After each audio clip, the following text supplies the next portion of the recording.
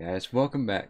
So my name's Q, and today we're going to kind of go over the PvP thing that we've been doing here recently. The objective was to take a Xenoloid troll, start them out at level 20, which is the lowest level they can start out since it's an allied race, and level it all the way up to 120 purely through Battlegrounds. So we weren't going to pick up any sort of quests or any sort of herbs or ore or any sort of pet battles. It was just purely through Battlegrounds. And the idea was just to kind of more or less go through and see exactly, let me go ahead and take this down, go through and see exactly what all it was that we're going to potentially pick up. So if we go in and we look at PvP, you notice that as it reads up here, we have Horde, we have the character name and the realm he's on. We have the battlegrounds that we've completed. We did over 120. We did 122 battlegrounds. We won 76 of them. We lost about 46. Over the course of the battlegrounds, we made about 43,000 honor. And then we picked up 20 of the marks of honor as well. And like I said, this was to go through and just see, for the sake of seeing, you know, how long would it take to go through and how many wins, losses, and whatnot would it take. We quickly found out that it wasn't really worth keeping up with the amount of XP as we did the battlegrounds. Number one, we started whenever it was the battleground bonus week, so we were getting an extra percentage of XP from that. Later on, I ended up getting a trinket that gave me 50%. You can get that from the Gurubashi Arena if you're interested in it. It's nice. It's nice to have. I think there's another trinket you might be able to get from Darkmoon Fair or somewhere else that also gives a little bit of XP. So that was kind of nice. But yeah, we'd go through and we track our wins or losses, honor gained, honor total. We kind of go through and keep up with our honor level, and then just for the sake of knowing it, our honor kills.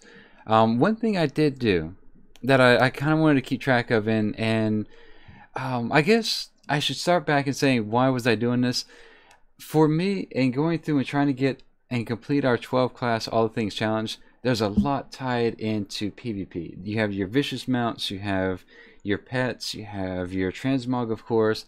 You know, all of your old transmog is purchased with your marks of honor. That's kind of why I was keeping track of them as well. And the other thing is, eventually I have to get into that upper echelon or upper bracket of skill set where I'm going to have to do arenas and RBGs and start to get those rewards tied to that and those achievements tied to that. So this was just a good way for me to kind of step back into the battlefields a little bit. I haven't been really into them since, I would say, the end of Wrath. The end of Burning Crusade, the beginning of Wrath, somewhere around there. I started to not play the battlegrounds as much, so just kind of lost interest.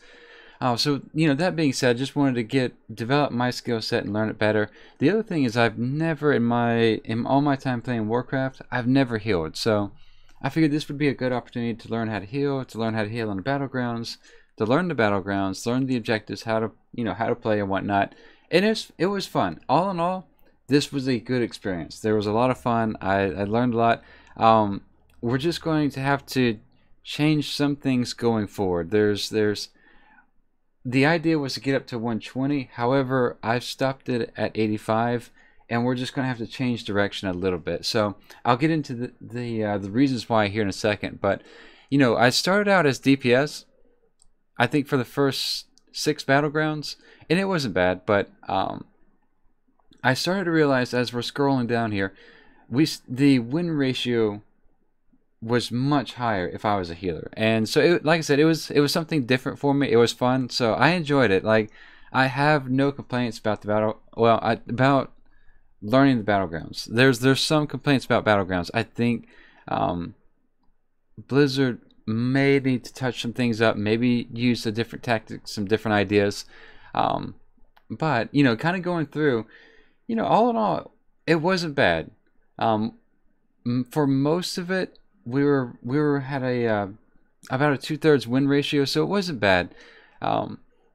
Toward the end, though, we did start to lose. Oh, before I skip all of it, I did go through. This will be linked in the description if you kind of want to look at it yourself and kind of derive the numbers. But You know, I did go through and write down what did we actually pick up as we picked it up.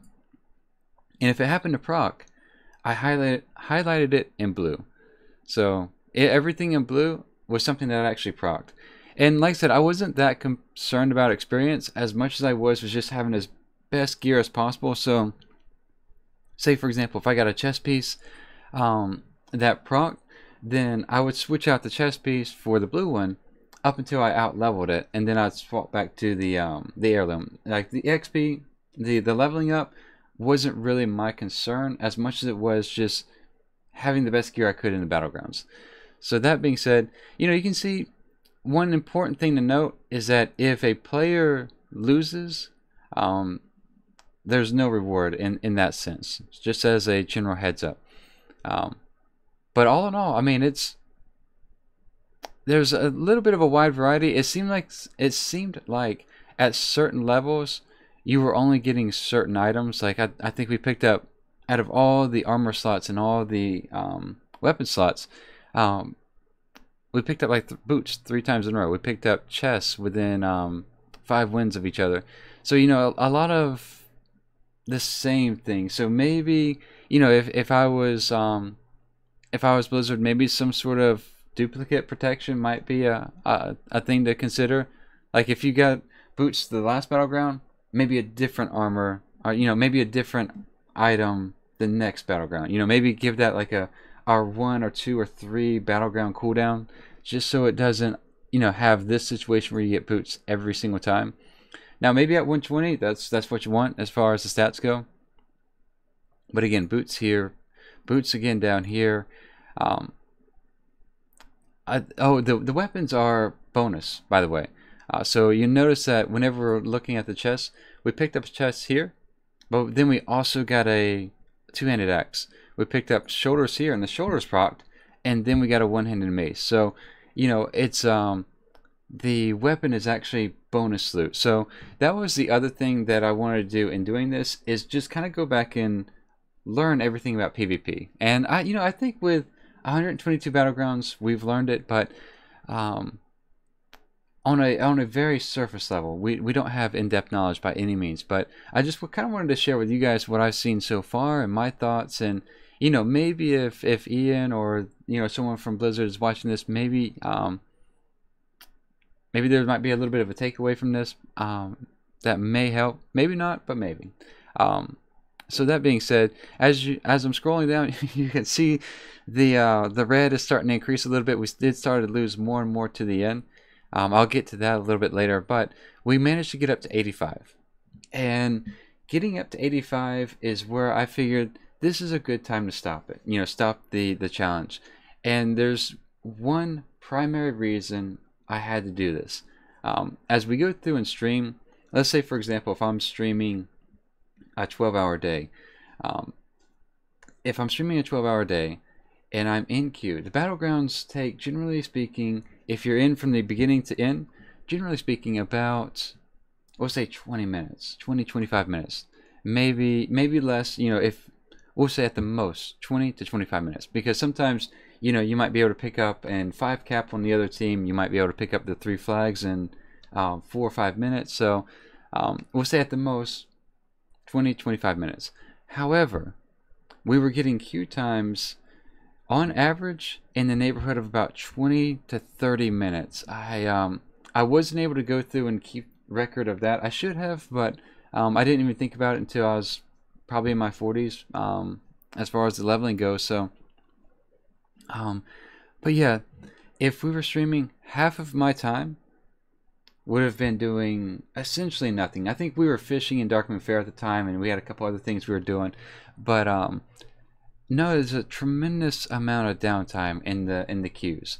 I don't know the internal mechanics as far as, I think there's no longer battle groups. It's just everybody's piled into one sphere and they queue them up. I have a hard time believing that out of we'll say 100,000 to 1 million players playing, there's only 10 to 30 players per level bracket, you know, doing PvP. There may be, but man, if that's the case, I would suggest larger brackets of levels at that point in time. It seems like, I don't know, it seems like something needs to happen, in short.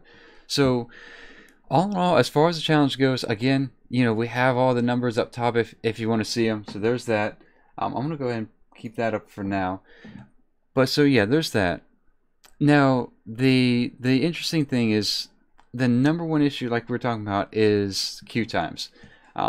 In I guess a similarity to that is there is a mercenary mode that I discovered. However, there's a minimum level to be able to activate it, and to me, I don't think that's necessary. There's two parts of the mercenary mode. What it is, for one, is that you talk to an NPC, and then you're able to queue up as your opposite faction, essentially trying to do that for the sake of faster queue times. That's the general idea of why you would do it. The problem, though, is twofold. One, you have to go to the vendor or the NPC to talk to them to get that availability, and then two, it's capped off at only available for a certain level and higher. I think it's maybe 100. It might be 90. I noticed that the first NPC I was able to talk to was in Warspear. So that being said, I think that needs to be dropped down all the way back down to minimum level. Two things. One, the minimum level for Battlegrounds is, I think, 10 or 11, and then it probably needs to be dropped down to that. And then it also just needs to be a feature that you can click on the queue. So say, for example, if I queue as a horde and the battle is, say, for, or the queue is for 25 minutes, 15, 25 minutes. And then if I click on Mercenary Mode, or if I hover over Mercenary Mode, maybe it'll give me a preview of a queue of 5 minutes, 3 to 5 minutes, or maybe just 10 minutes. But it would allow me to be able to see, if I swap over to the other faction, maybe I can bypass the queue time. And I think that should be implemented, in my opinion, because what it does is it allows players to go through and, play the content that they want to play. Now, for us in this challenge, we did have a self-imposed restriction of we were only leveling with Battlegrounds, so there's nothing else we could do. The average player that's participating, they're going to be picking herbs, or they're going to be maybe doing a couple of World Quest dailies or whatever. So maybe it's not as impactful to them as it is to me.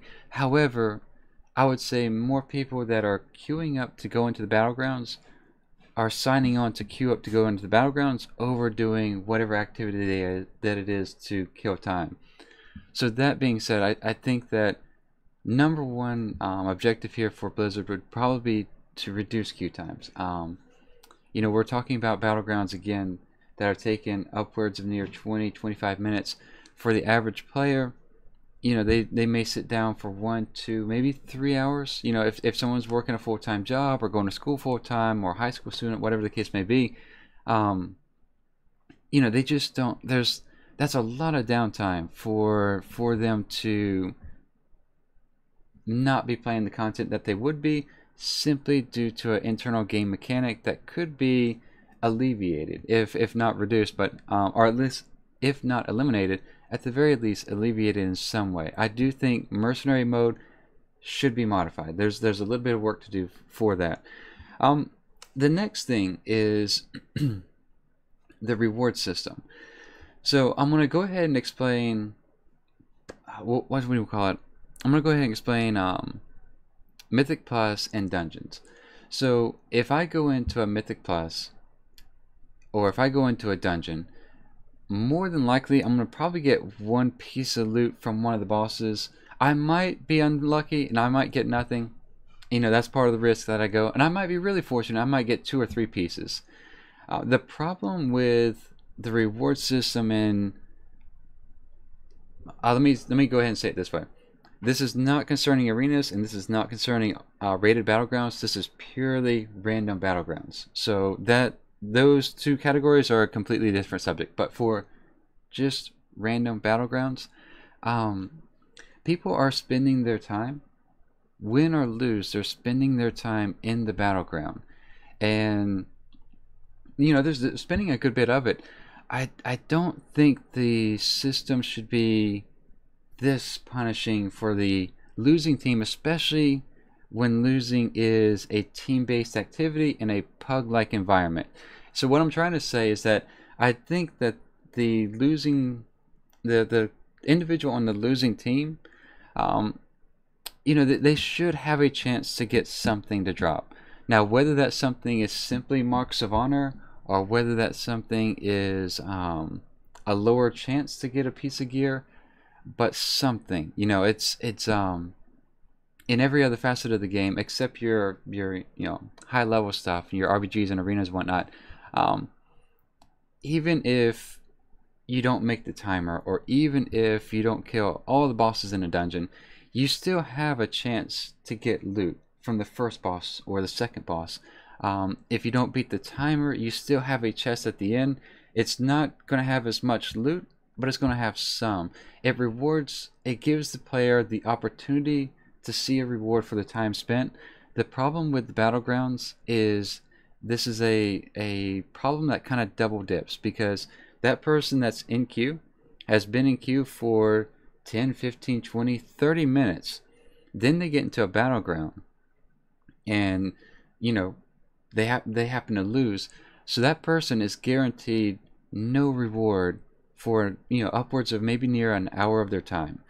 So I don't want to make it sound like it should be a participation reward. I know that's the default mindset when it comes to give the winning side loot, some sort of materials, but if we look at it in the perspective of these individuals, these players, they're also spending their time in the game. So if they're able to be rewarded, or at least have a hope for reward, then I think that would go a long way in encouraging more activity into it, because it looks like there's a little bit of decreased activity for one, and it's just really punishing for the losing side. And again, if this was like single player, and they were going into the content themselves, and whether they win or lose was 100% on them, it might be a different conversation. But this is a team-based environment. Time is being spent in the queue, time is being spent in the battleground. I think with the investment of that player's time, they should be eligible for some level of reward. Maybe not as high as the winning side, of course, but surely more than nothing, if that makes any sense. So that's number one. Number two, I think the respawn time is archaic. Say for example, if someone dies in the graveyard, we'll use Warsong Gulch as an example. I think it's archaic for two reasons. One, it propagates toxicity, and what I mean by that is, let's say a person goes into the graveyard and they go into the battleground, they get ganked by two rogues, and they go into the graveyard, and they hit it just wrong where they have 30 seconds on that timer. There's nothing to do there, so all that frustration from dying is just allowed to sit there and fester, and it's a 30-second punishment, I guess, for dying, which is fine, don't get me wrong, but I think sometimes just like losing the conflict within the PvP, within the battlegrounds, is punishment enough. You get sent back to the beginning, you sit in the graveyard, but again, players have nothing to do except sit there and talk, spew the toxicity that they have. I think it propagates bad behavior and toxic behavior, and the other thing about it is, like, you're not doing anything. You're sitting there, you're in a PvP environment, and you can take your hands off the keyboard. To me, that's not good gameplay. If there's ever a moment in time where a player can take their hands off the keyboard and it not impact their gameplay, I don't feel like that's good gameplay design. So what I would suggest is, say for example, if they go through and they die, let's say there's floating spirits within the graveyard, and for every floating spirit that a player collects or grabs, or maybe there's some sort of essence that's hovering on the ground, or essence of death that they can pick up in the graveyard, they can cut their respawn time by 5 seconds or 3 seconds or whatever the number may be, but they can reduce their time it takes for them to respawn. So there's that. But I do think generally speaking, the 30 seconds to res is kind of long, especially when the losing team or I shouldn't say losing team, especially when someone who's getting run down and mowed down over and over. Let's say, for example, one team doesn't have any healers and there's just one guy that just gets mowed down. You know, if he's unlucky and he dies 5 or 6 times, which isn't, you know, out of the norm for Warzone Gulch, you know, that's 3 minutes out of if the battleground goes for its total duration of like 20 minutes, that's 3 minutes that he could potentially just sit there in the graveyard doing nothing. And like I said, that's not really, in my opinion, good game design. It needs to be involved even in death. There needs to be some sort of activity to keep the player busy, keep them focused, and keep them active. So, you know, that's my 2 cents there. The other thing is graveyard camping. There's instances where the entire team camps the other team in a graveyard. I'm not opposed to that. I'm not too bothered by that personally. I know that Blizzard doesn't like that. You know, hence the walls that they put up around the graveyard. One, I think the walls were in poor effort. If they wanted to, they could have They could have created the walls in such a way where it's like you know how you go into an open door restroom and you just walk in, but you have to walk beside a wall and then around the wall and into the restroom. Something along that lines. So you have an opening, and behind that opening you have another wall, and that would, you know, that would negate some of the graveyard camping, I think. But the other thing too is maybe have more than one graveyard. Maybe have more than one graveyard in Warzone Gulch. Maybe have more than, well, there's more than one in Wrathy Basin, but you know, have more than one. The other thing is, let's say for example, if a person there are twinks now. There's twinks in the battleground, which I am 100% for. If someone wants to go in and they want to put in the time and effort to make their character as powerful as possible to one-shot other players, more power to them. Have at it. If that's what an MMO is all about. If you want to go through and try to have the most powerful character in the game, where you, like I said, one-shot other characters with backstab or whatever, if that person has gone through and put in the time and effort, more power to them. However, we do have to consider the other side. There's a like I said, there's a person on the other end. It's not just an NPC that's getting drilled into the ground. So I would propose that if, let's say for example, if you have an X amount, we'll say 3, just for the sake of example, maybe it could be 5. Whenever 5 people res together, give them like a 30-second buff of some sort. Maybe a 30-second speed buff, a 30-second heroism buff, or maybe a 30-second evasive buff, but something to give them a little bit of life when they come out of the battleground and give them a fighting chance. Because a lot of times, like, even when, let's say 80% of both teams are playing we'll say Warzone Gulch again. Playing in Warzone Gulch and they're fighting each other, sometimes you can have 2 or 3 players camping another 2 or 3 players in the graveyard, all by their isolated lonesome. That's not a good feeling. That's a great feeling for the winning side. That's not a good feeling for the losing side. And you know, if they could provide some sort of maybe a temporary buff to start out, just to get them out of the graveyard. And, you know, if they still get camped, they still get camped. But at least there's something there to liven the dying and the rezzing portion again. Now, what you would have to watch out with that is abuse, in the sense that some people may not res until other people get into the graveyard. You'd have to do, like, say for example, if you cancel a res, you're no longer eligible for any of the buffs type of deal. So there would have to be some sort of countermeasures to abuse beforehand. But I do think as long as as long as in a battleground everybody's enjoying it, win or lose, that's a good environment, especially when you have teams where 50% of the participants are going to lose.